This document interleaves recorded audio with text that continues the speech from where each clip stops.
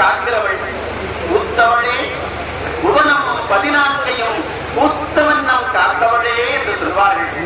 இந்த உலகத்தை உயிர்களை படைக்கிறாள் தேவி, படைத்த வண்ணம் காக்கிறாளாம்.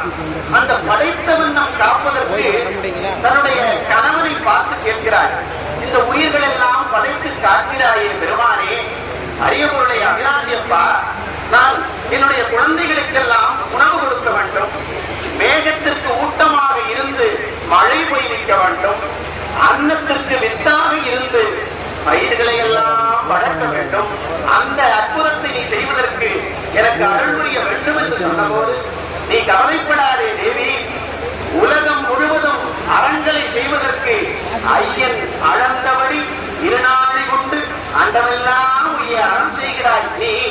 ஆனால் அவிநாசி தரத்திலே நீ கருணாம்பிகையாக இருந்து அத்துணை உயிர்களுக்கும் நீ கருணாலய செல்வியாக இருந்து நீ அறத்தை செய் என்று சொல்கிறாராம். அந்த கருணாம்பிகையினுடைய மிகப்பெரிய அறம்தான் அற்புதமாக கருணாம்பிகை உணவர் அரியவருள் அவிநாசியப்பராக இங்கே வீற்றிருக்கின்ற அருமையான சிறப்பு இங்கே நிகழ்ந்திருக்கின்றது. இப்பொழுது 4 வீதி, அந்த 4 பிரகாரங்களிலேயும் மிக அற்புதமாக அந்த கடத்தினை தாங்கி சிவாச்சாரிய பெருமக்கள் எல்லாம் இப்பொழுது அந்த கடத்தினை தாங்கி திருக்கோபுரத்திலே வந்து அந்த மூலவராக இருக்கிற அவிநாசியப்பரிடத்திலே அந்த கடத்தினை இப்பொழுது வந்து கொண்டிருக்கின்றது. இந்த ஆலயத்தினுடைய 4 புறமும் பக்தர்கள் மிக அருமையாக குழுமி இருக்கிறதை இங்கே இருந்து நாம் பார்த்துக் கொண்டிருக்கிறோம். என்ன அற்புதமான காட்சி இது!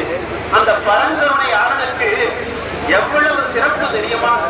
அவன் நம்மை நாடி வந்து ஆனந்தத்தை கொடுப்பதற்கு நம்முடைய பக்தர்கள் மிகச் சிறப்பாக வந்திருக்கிறார்கள் என்று கண்டு வியக்கிறானாம்.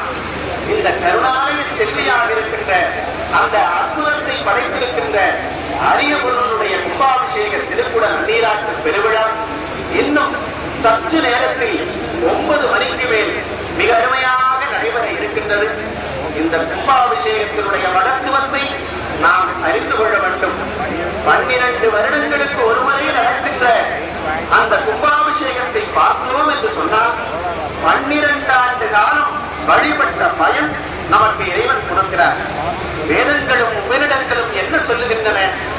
12 ஆண்டு காலம் முன்னால் இறை வழிபாடு, ஆலய வழிபாடு செய்ய முடியவில்லை என்று சொன்னாலும் கூட ஒரு முறை அந்த ஆனந்த கூத்தாடுகின்ற அம்பலத்தாடுகின்ற அவிநாசியப்பருடைய திருக்கூட நன்னீராட்டு பெருவிழாவை கண் குளிரக் கண்டால் உனக்கு 12 ஆண்டு காலம் வாழ்க்கையிலே வழிபாடு செய்த பயன் பெறுகிற அருமையான நிலைதான் இந்த கும்பாபிஷேக பெருவிழா. 6 கால வேள்விகளை சிவாச்சாரிய பெருமக்கள் மிக அற்புதமாக நிகழ்த்தியிருக்கிறார்கள். இந்த கும்பாபிஷேகம் என்று நாமெல்லாம் வணங்கிக் கொண்டிருக்கிறோமே, இதனுடைய பொருள் என்ன? அதையும் பகவானே பக்தர்களுக்கு உபதேசிக்கிறார். இறைவன் எங்குமாக இருக்கிறான் என்று நமக்கு தெரியும். காளிதாசனிடத்திலே கேட்டார்கள், இறைவன் எங்கே இருக்கிறான் என்று. காளிதாசன் சொன்னான், இறைவா நீ எங்கே இல்லை, அங்கெங்கிறாதபடி எங்கும் நீக்கமன நிறைந்திருக்கும் பரம்பொருள் என்று சொன்னார்கள். மணிவாசக பெருந்தகை சொன்னார், சிவப்பரம்பொருளே நீ எங்கே இருக்கிறாய்?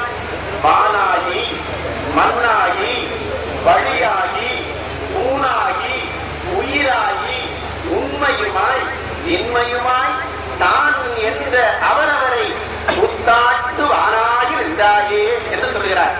நீ பஞ்சபூதங்களின் வடிவாகவும் இருக்கிறாய் இறைவா.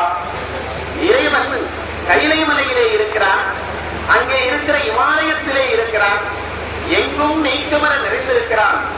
இருந்த போதிலும் கூட மண்ணுலகத்திற்கு அன்பு செலுத்த வேண்டும் என்பதற்காக பஞ்சபூதங்களாக இருக்கிறானாம். அது என்ன பஞ்சபூதங்கள்? வானோ புனல் பார் கனல் மாருதமோ ஞானோதயமோ நவீனான் மறையோ என்றார் அருணகிரிநாத பெருந்தகை. அந்த அருணகிரிநாத பெருந்தகை இங்கே இருக்கிற அவிநாசி தலத்தில் முருகப்பெருமானை அற்புதமாக பாடியிருக்கிறார். பிறவாமல் பிறவாமல் எனையா சத்குருவாகி பிறவாகி பெருவாக பெருவாழ்வை தருவாயே அறப்புறமானை புனர்மோனே குமனே சத்குமரேஷா அரணாரை புகழ்மோனே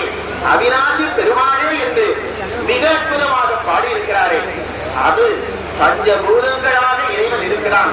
அந்த பஞ்சபூதங்களாக இருக்கிற இறைவனை யாக வேள்வியிலே ஆவாகனம் செய்வதுதான் யாகசாலையினுடைய முதல் நிலையாக அமைகிறது.